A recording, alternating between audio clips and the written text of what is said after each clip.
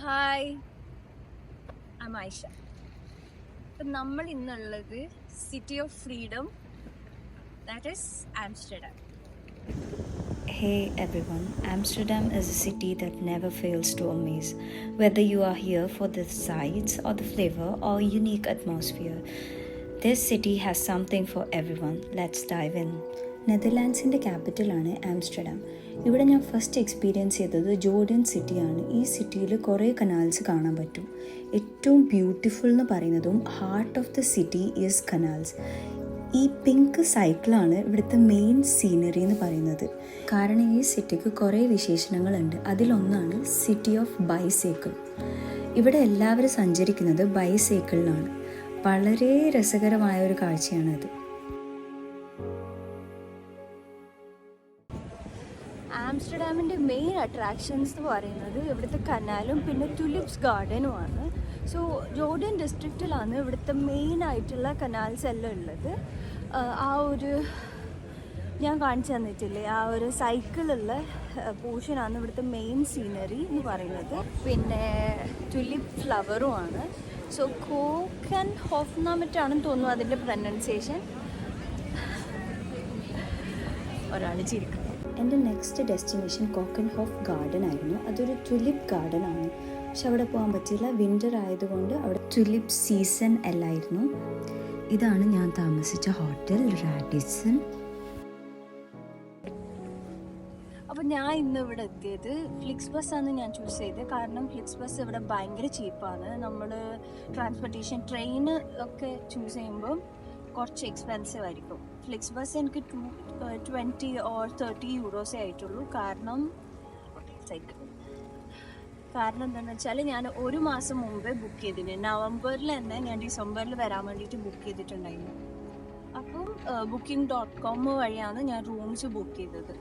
I think എല്ലാവർക്കും അറിയാം, ഇതൊന്നും പറയേണ്ട കാര്യമില്ല. ബിക്കോസ് കുറേ സ്റ്റുഡൻസ് എബ്രോഡ് സ്റ്റഡീസിന് വരുന്നുണ്ട്. ഇതാണ് madam Tussauds museum. Over 23 unique ലൊക്കേഷൻസിൽ ഈ മ്യൂസിയം ഉണ്ട്. ഇവിടെ പോപ്പുലർ ഫിഗേഴ്സിൻ്റെ മെഴുക് പ്രതിമകളാണ് ഉണ്ടാക്കി വെച്ചിരിക്കുന്നത്. From New York to Shanghai, Amsterdam to Sydney and London, many പ്ലേസസിൽ ഈ മ്യൂസിയം ഉണ്ട്. Anne Frank house in Amsterdam is also a famous destination. പക്ഷേ എനിക്കവിടെ പോകാൻ പറ്റിയില്ല. അവിടെ നിന്നാണ് she wrote her famous diary. Christmas സീസണിൽ യൂറോപ്പിലെ എല്ലാ കൺട്രീസും കാണാൻ ഭയങ്കര ബ്യൂട്ടിഫുൾ ആയിരിക്കും. അവിടുത്തെ ഡെക്കറേഷൻസ് ആയാലും അവിടുത്തെ ഫുഡ് കൾച്ചർ ആയാലും. ഡച്ച് ഫുഡ് കൾച്ചറാണ് ആംസ്റ്റർഡാമിലുള്ളത്. ഇവിടെ എല്ലാവരും സംസാരിക്കുന്നത് ഡച്ച് ഭാഷയിലാണ്.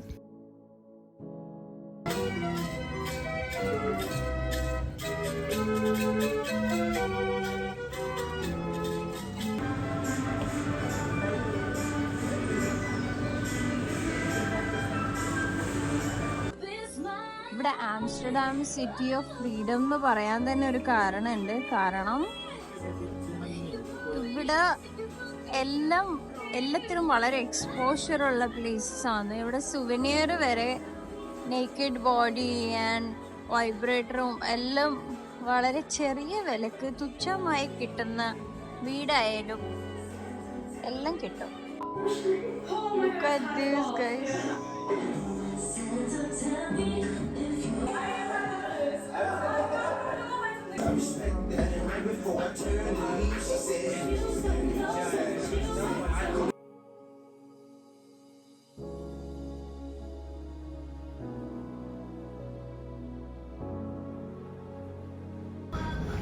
തണുപ്പായിരിക്കുമെന്ന് എനിക്കറിയാം, പക്ഷെ ഇത്രയും തണുപ്പായിരിക്കുമെന്ന് ഞാൻ വിചാരിച്ചിട്ടില്ല.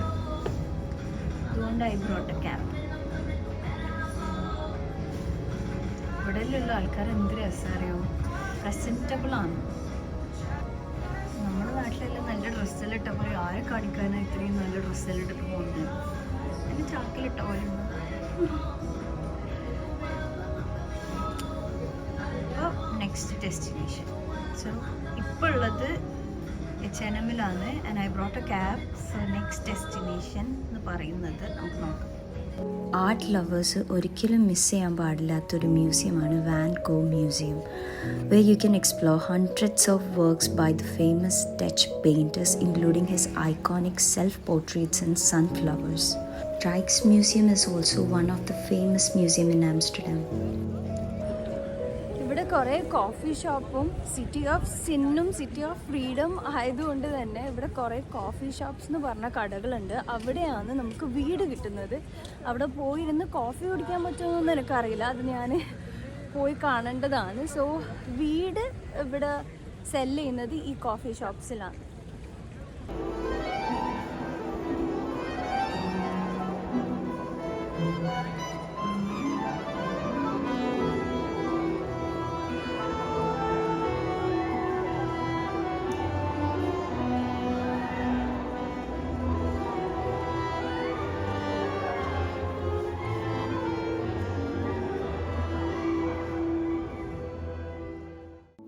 ആംസ്റ്റർഡാമിൽ നമ്മൾ ഇറങ്ങിയ ഉടനെ ഇവിടുത്തെ റെയിൽവേ സ്റ്റേഷനിൽ വാലിഡ് ആയിട്ടുള്ള 1 ഡേ ടിക്കറ്റ് കിട്ടും. അത് 18 യൂറോസ് ആണ് കോസ്റ്റ് വരുന്നത്.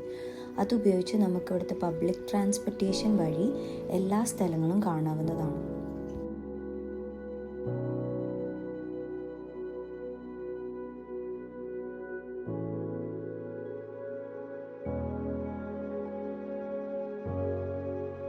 ഇവിടെ വന്നാൽ മെയിനായിട്ട് ചെയ്യേണ്ട ഒരു ആക്ടിവിറ്റിയാണ് ബോട്ടിംഗ്. അത് ചെയ്യാനായിട്ട് എന്നോട് പറഞ്ഞത് ഈ ബോട്ടിങ്ങിൻ്റെ അടുത്തുള്ള ഒരു QR കോഡ് സ്കാൻ ചെയ്തതിന് ശേഷം അവരുടെ സൈറ്റിൽ കയറി പേ ചെയ്ത് ബുക്ക് ചെയ്യണം. സമയമാകുമ്പം അവർ ഓരോരുത്തരെയായിട്ട് വിളിച്ച് ബോട്ടിൽ കയറ്റുന്നതാണ്. ഏറ്റവും മെമ്മറബിൾ ആയിട്ടുള്ള കാര്യം എന്ന് പറയുന്നത് എൻ്റെ ഗൈഡ് ഒരു സീനിയർ സിറ്റിസൺ ആയിരുന്നു. അപ്പോൾ അവർ ഞങ്ങൾക്ക് പറഞ്ഞു തന്നു 80 വർഷങ്ങൾക്ക് മുമ്പ് ഈ കനാലൊക്കെ ഫ്രീസാവും വിൻ്ററിന്. അപ്പോൾ അവർ സ്കേറ്റ് ചെയ്തിട്ടാണ് സ്കൂളിൽ പോയിക്കൊണ്ടിരുന്നത്. ഈ ഗ്ലോബൽ വാർമിംഗ് ഒക്കെ കാരണം ഇപ്പോൾ കനാൽസ് ഒന്നും ഫ്രീസ് ആവാറില്ല. ഇന്ത്യൻ കൾച്ചറിന് യൂറോപ്പിൽ പ്രാധാന്യമുണ്ടെന്ന് ഞാൻ വിചാരിച്ചിരുന്നില്ല. കാരണം ഈ കാണുന്നതെല്ലാം ദീപാവലി തീമിലുള്ള ആർട്ട് വർക്കാണ്.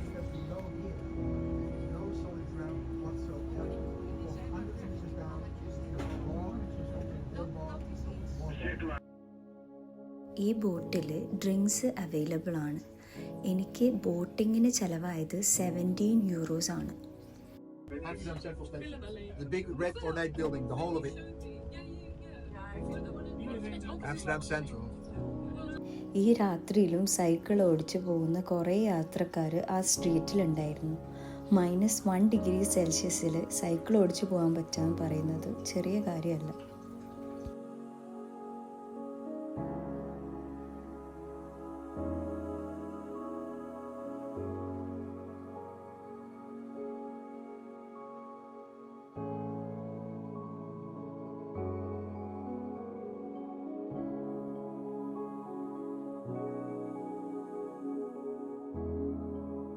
Algae can only survive if there's a tremendous amount of oxygen in the water.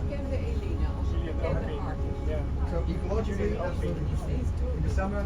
വേറൊരു ഫേമസ് സ്പോട്ട് എന്ന് പറയുന്നത് റെഡ് സ്ട്രീറ്റ് ആണ്. ആംസ്റ്റർഡാമിലെ റെഡ് സ്ട്രീറ്റ് ട്രാൻസ് മൂവിയിലൊക്കെ കാണിച്ചിട്ടുണ്ടായിരുന്നു.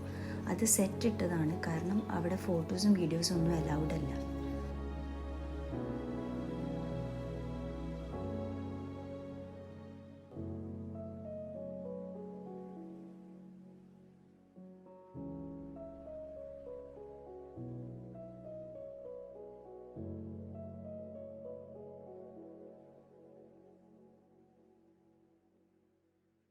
അങ്ങനെ കുറേ നല്ല മെമ്മറീസ് എക്സ്പീരിയൻസ് ചെയ്തതിന് ശേഷം ആംസ്റ്റർഡാമിനോട് ബായ് പറയാൻ സമയമായി.